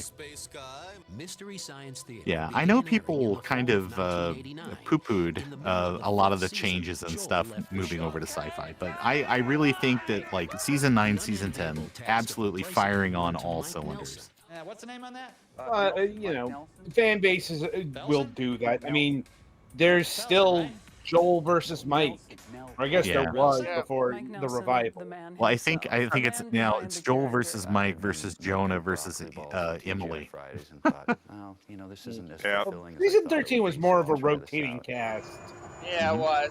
I think he's Oh, sure. incredibly smart. I think incredibly one of the funny. things He's that a was wonderful hardest for head fans writer. was the fact that the movie did not go over well. He has a Well, vision it's that they I had could money. only They could have just promoted read. MST3K the movie, or they could have Then you promoted see Barbed people Wire, writing and they letters chose Barbed saying, Wire. you know, Yeah. your Honestly, face I is get why they shaking. would It's try like, to go with "No, Barbed it's not, Wire. is it?" The best way to describe Mike Like, is They were Given like, the- listen, we can Got a big only face. It's a afford big, one meaty Hep C sort of vaccine. roast of We're a gonna have face, to give a it to roll Barbed Wire. roast, sort of a barren relief Yeah. of a face. Then again, for Commercy Pictures wasn't necessarily the strongest studio. Right. I think that was the bigger problem. It's the problem, yes. It was for the studio, not, I do have you one of know. the largest faces in show business. Thank you. Don't like the puppets, but I know what Back he's in the talking funky like me. 70s. Kevin is the little kid of the show. Good God. I do like how this is all like like Morons, all of you. He's got an Talking about a lot- hilariously twisted. Yeah, No, it's all a this lot more all Kevin Murphy, footage is okay? motivated yeah. by some good educations that have subsequently Yeah, been wasted. It's on like other watching a productions. Muppets behind the scenes special. Oh, my truck body. I like my butt. I like your butt. He's a big shaved bear, basically. When writer puppeteer Trace Ballou departed the show at the end of the 7th season, I haven't gotten all the bugs worked out of it yet. Thought I'd try it out on you. writer Bill Corbett stepped into the puppeteer's pit and brought the wisecracking crow back to life. I do like how Bill kind of loosened up a little bit over that 8th Yeah. season. He's very, very stiff. My pretty limited manual It's dexterity. kind of amazing to watch. Yeah. Performances and Yeah, then he slice my becomes hand up. Mike. really good. But he's fit right in. He's actually from being a totally inept puppeteer. Fun story, before he not started really, to but now he's able the to night handle before they filmed the manipulating all series arms and finale everything, and he's also for a Sci-Fi distinguished Channel, playwright. Bill Corbett got a DWI, Ready for my close-up? and that is when he decided to stop drinking. I mean, And the changes continued. Writer considering actress what was Mary Jo going on, I Pehl mean, took over it as shouldn't be a Mike Nelson's surprise new that, nemesis, you Pearl know, that Forrester. would happen. Sure. And I am going to box your ears if you don't help us get off this planet. Mary Jo Pehl is a very smart and witty writer. She adds so much to the show. It's wonderful to have a female character of such strength. And, She also was one of the craziness primary on the show. writers She for plays Psycho really well. MST3K, the episode guide. I'm laughing here. The Amazing Colossal episode guide and the Sci-Fi Channel capsules. Yep. Flying around in her rocket Volkswagen, Pearl lands on strange new planets, allowing the writers to introduce hysterical, bizarre new characters to the show. Oh, Bees McKeever. These characters pretty evolved. Deadly Bees. I love that episode. I know a lot of people don't care for it, but We are now going through time and space and having fun with every science fiction and fantasy convention. I just love the fact that the Satellite of Love's acronym is SOL. yes. Completely intentional, I'm sure. Oh yeah. And heir to the lineage of Dodo, Bogo, and Chim Chim. And I'm Peanut. And I know that there's some kids out there that are just scratching their head going, SOL, I don't get it. It means shit out of luck. If you're a Dirty Harry fan, you would understand. The phenomenon of Mystery Science Theater shows no signs of slowing down. We'll be right back. Yeah. I think in you remember they did Oh, there that. it is. We'll go behind the doors of the writing room. There's the writer's room right there, yeah. She wouldn't look good bald. There's actually a video out there of everybody there when Joel was still there. Oh man, was that an old Samtron monitor? Probably. Yeah. I mean, we are talking 1997, 1996. Yeah. Oh, I want that pinball machine. I was hoping this was Mission Genesis. Darn. This is the writing room from the point of view of the movie. Rouse Tower. Is that a stupid name? Mike, who are all these people? There's Bridget Jones or Bridget Nelson. That's Mike's wife. Yep. Paul. To truly appreciate Mystery Science Theater 3000, one must Oh yeah, have an this is a unconditional giant love spider invasion of savings at Menards. It's a very Midwest reference, by the way. Yep. Yes, it is. Which is Hitting the appropriate booze given the again. Dialogue. Yep. Which is Leave me alone, I feel terrible. Eating prairie fox, ladies and gentlemen. We sort of make fun of it with care. I know. Show right here. Pink ones. with the modicum of respect for these bad movies to, speak for themselves. got a red tag sale going on at Major. Go away. You know, in her defense, laying off the booze would mean seeing him sober. It's true. I try to get these movies out of my mind as quickly as Fun I can other after thing, we finish. Bill was an actor for years and years, and he's in those ICOM like full motion video Sherlock Holmes games. Mystery Science Theater gang must Oh, endure really? countless Yeah, he plays a bunch of The different biggest characters. compliment that we can get for the movie part of what we do is when people See say now when I play those consulting detective games on the TurboGrafx, I'll have to look for them. Sit down with it. If you go on YouTube, they have a behind the scenes like the bloopers video for those Yeah. games, and he's in that like a ton. He's blowing a ton of lines. Starting over, and there are these moments. When you're in a race, you have to win. Why? Why? that just have. I'll have to no report shade that. Humor in them. I just don't feel like winning. I'll have to report this. To who? To the Council of Loser Clones. I'll have to report that. The Clonus are Watching it like The you know, international watch a movie, best so friend there's no games. cohesion. That's It pretty just Jones. is this fragmented movie. So you just obsess on like somebody's lips or their eyebrow. And Oh, Torgo. Oh, there. better. Just drives you crazy. We take turns sitting at a computer terminal, typing almost everything we say down. Look at that IBM mouse. Ugh. I'm just dreading In having The only editing that goes on is when we a first time go in and before we throw ergonomics. our bio I was at the going to say, screen as we're watching. well, they hadn't invented ergonomics yet. Tiny squished winnies. I'm still not sure that's worse than Apple's We just brilliant engage idea in with the this sort iMac of of group what Tourette if, what if syndrome. perfect I believe it's circle. supposed to be weenies. the hockey puck. Yeah. Well, you got to think for little kids. Perfect for little kid hands. There's I like hated 800 that thing. comments in a script. Supposed to be Can't glissando. index it. You can still So it has index to the be timed shitty old out just right. PC. Beep, beep, beep, beep, beep, beep, beep. Crappie. Beep, beep, beep, beep, beep, beep, beep. If you're doing a scene with a guy in a rubber monster suit and you can see the zipper and there's tennis shoes on him and stuff, I mean, those are real easy. Making each other laugh, that's really our goal. Toilet jokes, I think, mostly. That's what people hone right in on. As soon as I That's get off right. the can, I'm going to do something about this. The gang rehearses each bit exhaustively. When they had to leave during Monster a Go Go. To give it that off-the-cuff feel. Finally, the writers are set to Truly perform an atomic Mystery bomb of a Science film. Theater's most recognizable and It's surprisingly simplistic pretty bad. scene. And Richard Carpenter sketches a truck.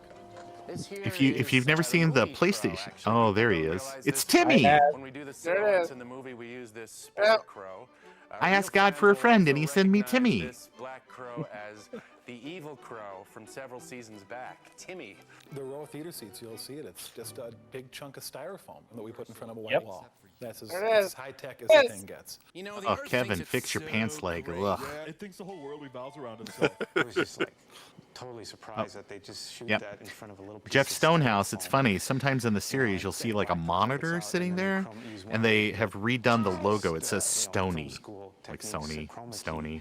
I think we should see how that's done just to appreciate how clever these guys are when it comes to pulling off these poor man's special effects or whatever. Is this sort of thing even He's still legal? working in Hollywood, that guy. Silhouette is childishly simple, but it ends up looking really good. Oh, Stephen Bochco, does this mean we have to see Dennis Franz's hairy butt cheeks? When the making An of NYPD Mystery Blue Science reference. Theater 3000 Yep. returns, we'll take a closer look It at was what's the involved in the 90s. production of the Well, I elaborate mean, the show did Mystery come out in Science 93, writers so. create. Yeah, see, this is the nurse I always get. The show premiered in 1992, if I'm not mistaken. Oh, there's bees again. Your Bill, your purse. Dig that sweet 1990s font. Yes. If you need someone else to rock your van, you're doing it wrong. Yep. Patrick Bransig there. more screaming, young lady. I'm going to ground you. While making fun of easy-to-make-fun-of movies is the trademark Ugh. of Mystery Science On top of Old Theater Smoky 3000, there. It was on top of Ah. Smokey, huh? it's the sketches that drive the show's storylines, providing some of the campiest, most memorable moments Gotta of the go. series. Welcome, and try to comprehend us. We're constantly on the lookout for something that we can latch onto like a life preserver. Fire Paul. If you're dealt a movie with a southern element, Kill Paul at some point. then boy, you're really going to latch onto the southerners. Paul grudgingly rehired. I'm a trucker. That's what happened with Yeah. Swerve. Well, I got me a trucker box. Found a foam latex truck driver body maker in the Yellow Pages. I'm the lone eagle of the interstate. The sketches I don't place know if you magical can robots into one see bizarre it, but if world they after show another. kind of behind where servo kind of normally blocks the view, I actually own that part of the SOL set. He is being forced to watch Beautiful. these movies beyond his control. Hey, I don't go to the gym without a work order. I used to make these babies in junior high school out of vinegar and Oh, he's getting ready to blow up the ape planet here. a series of Yep. misfortunes. Or no, that he blows caused up me the to blow Observer up planet, I three think, with that entire bomb. civilizations. Definitely too much baking soda, Mike. The creators have given Mike a slight character flaw. It seems that he destroys every planet he visits on his quest to find Earth. Mike Nelson, Destroyer of Nobody Worlds. seems to be able to Yes. stop Michael J. Nelson. Okay. When he's on Two trial. things, Mike. First, well, you blew up another planet, obviously. What's that, 3 for you now? It's probably true that a baking soda bomb wouldn't actually blow up a planet, but It's a puppet show. While Mike may be the designated destroyer of worlds, the small but versatile Mystery Science Theater staff creates memorable worlds, all on a shoestring budget. Oh, did you fart over here? God. You just kind of go for Andrea, as much of Action a Jackson kind of Duquesne. over-the-top look as you can that fits within the character. I have a transvestite clause. Andrea is also one of those people who will comment on every imperfection on your face when she's making you. Andrea actually does. She's like a kettlebell instructor I now. think it's partly an alter ego for him. He just puts it on and he is, you know, an ape. That is a very 90s Bob. Each week, Yes. art director Patrick Brandsegg and costumer Beth McKeever must race to create numerous offbeat sets, bizarre inventions, and off-the-wall costumes. The set is made up of stuff. You know, just Found hot stuff glue from this the to your Goodwill, back. from the St. Vincent de Yeah, Paul, from a just lot of right on. dumpster diving. It's like when Arnold Schwarzenegger signed the contract in The Running Man. Kids, potty training chair. Just or hungry hippos. Hungry or Hungry a couple Hippos. different chunks of the Millennium Falcon are up there. My parents' house is a great resource. Mom, do you mind if I take that old thing that's in the garage? It's kind of cool too because the directors and the writers give us a lot of leeway and trust us a lot, trust us enough to, like, you know, take the funny thing that they've Bees is a created and hoot. make If you it our don't follow own. her The on prop Facebook, you department should. works overtime, doubling as a robot repair shop to keep the junk heap trio in working order.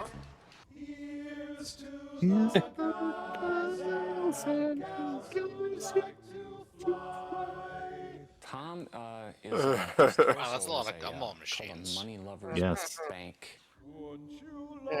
Like to fly in my beautiful balloon. His head is obviously a snack dispenser.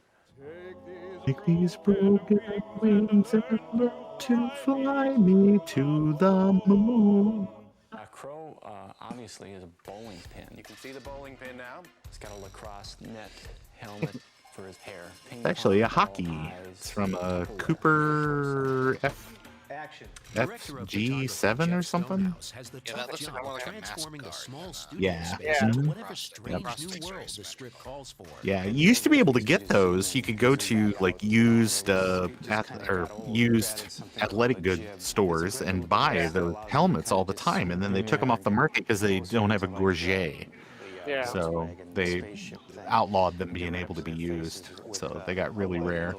We've got somebody back there with a 2x4 rocking this thing to give Yep. it animation, and it's, If the Widowmakers are rocking. you can get. So, but it still looks fun. I mean, people buy into the mythology of it. In Just an era think, when this most stuff is what a productions lot seem of the bent on achieving seemingly impossible picked special up and effects, decided to the take- crew at Mystery take, Science Theater seems inspiration to from. relish in the simplicity of it all. I feel a disturbance. The reality is it's a puppet show. When the making Gotta of have Mystery prop Science friends. Theater 3000 returns, we'll find out what lies ahead for the crew of the Satellite of Love and answer the burning question: can stardom short circuit a robot? Are you out of your stupid rudder's go, you dumb man? You never did give me an answer to that, Mike. You know what that place needs is a plant.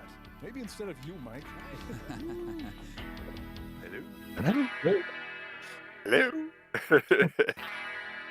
I think he says it kind of like Tim Roth in Contact. Hey, watch and learn. 4 Rooms. I'm gonna try to pull behind this asteroid. Ooh, they're Now hiding that's a behind big reference. loaf of Irish soda Yeah. bread. Where the hell did they go? Is this an old Perot run? Pearlton Heston. I have lots of guns. Evil Pearl Forrester may be keeping Mike Nelson and his rascal robots on the run, but it's the show's rabid fans who really keep the Satellite of Love in orbit. The thing that overwhelmed me the most when I first arrived here Very much was so. the Yeah. support from the fan base. They are so invested in this show. When something changes or something Turkey happens, they Volume will call Guessing up. Man. Why did this change? What happened? What are you guys doing? Oh my gosh, look at that. Years boy. of fan mail up there. Yeah, a lot of odd things. You know, we once got a set of Put it on teeth, still which I thought screen. was a little excessive. Just an envelope of bloody molars, please. No more of those. We have our homes here. I our families received are a beheaded here. horse. We can go Real home weird. today and and They not did have have to face people awful or a lady knit them all sweaters for Christmas one year. Everybody here. I mean, it's unusual that they give you the horse body and not the horse head, because I mean that's usually the head is the message from the mob. Yeah. They had to make hand figures. Clearly, it wasn't a message from the mob then, now was it? satisfies a lot of the creative urges that I have. Besides, where else do I put my wine? I mean... Yikes. What worlds lie ahead for the cast and crew of Mystery Science Theater 3000? How many more planets will they destroy? And how many more bad movies will they subject It's us open. to the legions of loyal fans? Hopefully as many as the number of galaxies themselves. Billions and billions. I think Yeah, Well, that's not actually really, but you know. yeah, like the Wild Horses or something. I can't remember. It's the episode with Judy Garland, or not Judy Garland, but buy a new light and hey, Beverly Garland. It's where they did like the evil, computer evil SOL. become like $20 a piece. Then we can include those. That's it. That's the adequate one. That's the one that people won't get. We've achieved mediocrity, gentlemen. Please keep sending all those chocolates. I like them. Yum. We've achieved mediocrity, gentlemen. And the murderous robots go after the fall guy. Yes. Well, someone's changed the face of humanity by illuminating how this show was made. Yeah, tuck that away in your Library of Alexandria. God, I'm like Mike Tank, really. I mean, not that anyone was really asking. It's true. Hey, doughy Midwesterners. Yeah. Yep. Pretty much. Yep. Now, which one is the guy who's always hanging off Barb my butt? Tebben from the from the Info Club. I suppose. So, did Fitzcarraldo get the boat over the mountain? You know, I missed that. Did Coppola go insane in the jungle? Oh, yeah, definitely. Oh, yeah. Martin Sheen had a heart attack. I saw that. Produced in association with the Sci-Fi Channel. Yeah. Oh man, that All right. great CGI logo. Yes. Queue up a couple episodes of Lex, and we're all set. Nice. I was gonna say Farscape. Oh, that too. There you go. Yeah. There you go. I think this is the best guest commentator we've ever had for one. Yeah. I don't know if it was any good, but it was some behind the scenes kind of. Yeah. It's something I know a little something about. So Indeed. Yep. That was All right. like anyway. So in terms All of right. right. So now we move over to entertainment news. Like, Yes. And What passes for entertainment in 2026? well, actually, gang, it's midnight my time. I'm probably gonna duck out. I want to thank you all again for having me on. I had an excellent time, and I very much enjoyed our conversation. That's we fine. should do it Absolutely. again. Wonderful guest. Yeah, well, we'll do absolutely. it again one day. Yeah, I'm Yes. looking forward to it. All right. Right. All right. Have a good night, sir. You too. Be good to one another. Good night. You got it. Good night. Night. Yep. All right. That was perfect that we postponed the Mystery Science Theater 3000 Yes. bit until we had the right guest. Yeah. That could not have worked out better. All right, entertainment news. Right.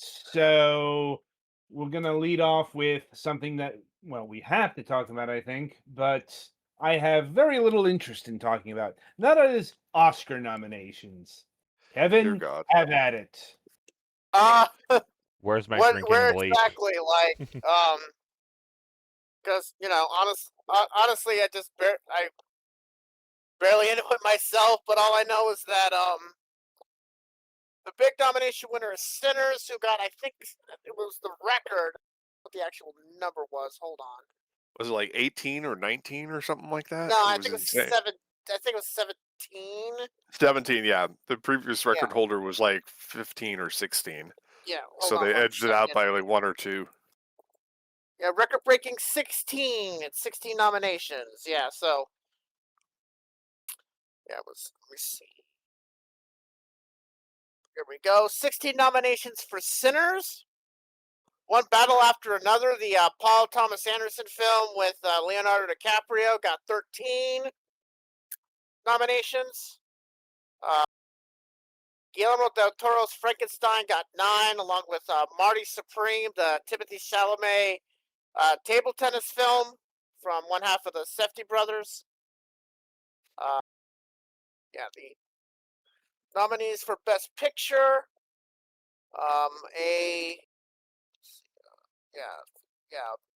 Thriller, Bologna.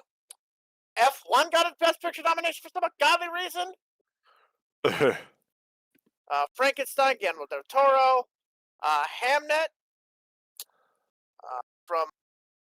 which was directed by Chloe Zhao. Marty Supreme, as previously noted. One Battle After Another. What's that film from? Yeah, I think it's an Italian film. Secret Agent. Sentimental Value. Sinners and Train Dreams. Those are your nominations for Best Picture. And yeah, the leading actor role is going to basically be a heavyweight fight between Timothée Chalamet, Leonardo DiCaprio, Ethan Hawke, and Michael B. Jordan. That's going to be one hell of a category on that front. And our animated feature nominees, by the way, is Arco, Elio, K-pop Demon Hunters, Little Amelie, I think is what it is. Emile, and the character of Rain, and Zootopia 2. It's either going to be K-pop or Zootopia 2. Maybe Little Emile does a flow type deal and they shock everybody, but we'll see. The Oscars are going to be March 15th because it's not February because of a certain thing that's happening in Italy starting next week that overwhelms the television landscape. Hint, it's 5 Rings. That's on another network. But yeah, that's the that's the Oscars update for you. Wow. Okay then. So shifting in the, I suppose, complete opposite direction. File this one under headlines that you have to do a double take to make sure they're real. It's really, yeah, it's really stupid because guess what's coming to the silver screen some year soon? Chia Pets. Of course they are. I'm sorry? Chia. Look, we made a Minecraft movie, we'll make this a movie. We can make anything into a movie. People's brains are galaxy brain at this point. Are they good? Will they be good? No, but we're still going to do it anyway. About as much fun as watching paint dry. You never know. Maybe you somehow strike gold. You know, maybe. Who knows? But yeah, probably not. I mean, the Minecraft movie made sense in the fact that Minecraft is a very popular thing that kids really, really enjoy. You know, and thus the Minecraft movie made a shit ton of money.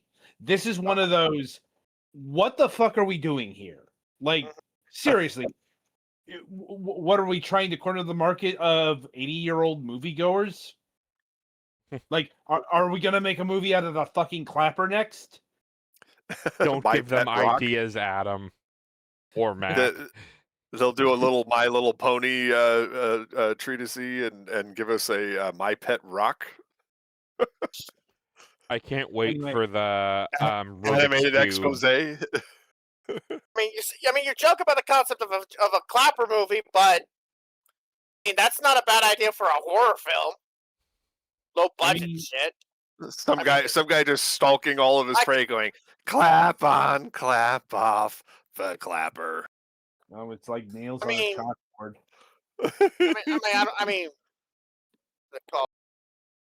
Anyway, I have details. It's the IP that grows. The media rights behind the Chia Pet brand have been acquired by writer and producer Adam J. Epstein and producers Art Daniel Pinochet and Jonathan Rubinstein, or Stein. Like, I'm honestly not sure. At least two of those people have names in common with horrible individuals.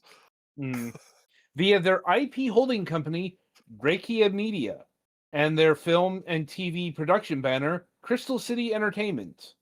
With this acquisition, the trio is planning, quote, a vision of building an animated feature film or animated series, end quote. Oh, it's animated.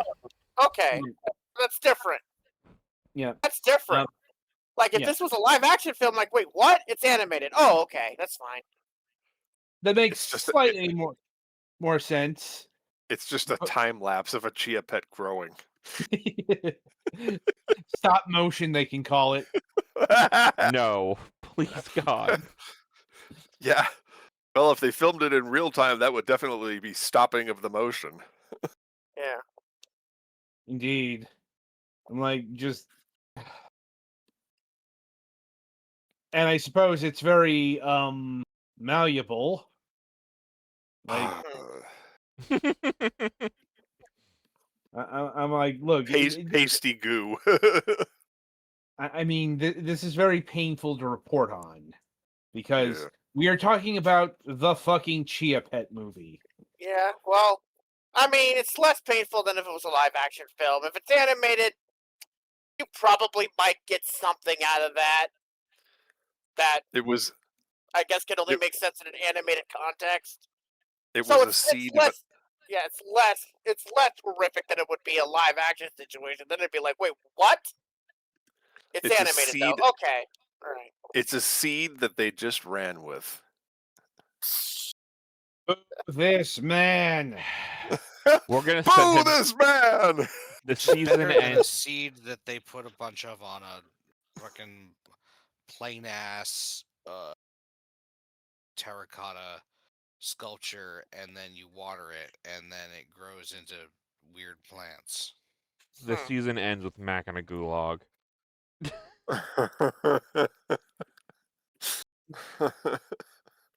And I think on that note, we'll wrap up for the week.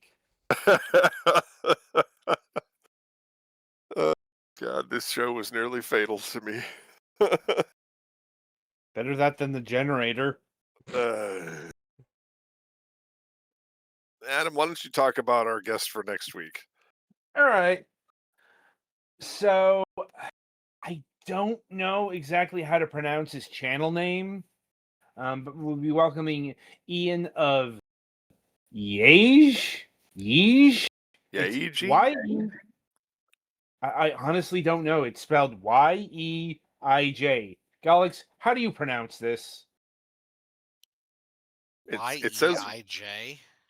It says Yeiji in the doc. Oh, that should not that should have been updated. Do you have any idea where they're from? Not really. Yeah. I would. The best guess I could have there would be Yay or Yai, but yeah, Yay. Anyway, they are a video essayist on YouTube, as well as a game developer. Mainly itch.io stuff there, but they've made. Got a first-person shooter bent here. Not completely, but we got videos on like Doom 3, Cruelty Squad, Condemned, but also Max Payne, which is very much in that milieu. Opposite of that, we got Armored Core. Anyway, they came to my attention via their Hrot video. Most recent was something done 3 months ago on Hunt Showdown, which is Crysis's game, if I'm remembering correctly. In fact, this person was kind of surprised that I contacted them because of their low to them follower count. I mean, I told them, like, look, we look high and we look low. We look everywhere. Yeah. We're looking under every rock. And sometimes we have to dig a rock out from underneath a rock. Yeah. I mean, we are not people who are ones to talk about follower counts and such. We're more interested in interesting subject material than we are in whether or not you have a big following. Oh yes, it's all about my self-aggrandizement. I mean, that's why we don't have a lot of Instagram people on the program. It's like, so what do you do besides looking pretty on Instagram? Crickets. Shortest show ever. Anyway. All right. Yeah, it's kind of hard to, on a audio medium, to ogle hot-looking people. So Yeah. So you take pictures? Cool. I take pictures of my cat. Oh, stop describing my TikTok channel. Anyway, once again, giant thank you to Ron McAdams for being a huge sport and a avid MST3K fan. Very knowledgeable. Really kind of made that video for us, and actually took us up on the offer to stick around and do it. So, I mean, that's a double win in my book. It's an unqualified win in my book. Be sure to check him out on YouTube and wherever you can find vintage computing videos. I believe he did give the website, so please refer back to the VOD for that. I totally am blanking because I'm a dum-dum. I'm also tired and in pain and on a lot of medications right now, so please forgive me for that gaffe. But we'll look forward to next week, and we'll see you all there. Until then, I am your host, Mac Paladin. Thanks for watching. Stay safe out there, kids.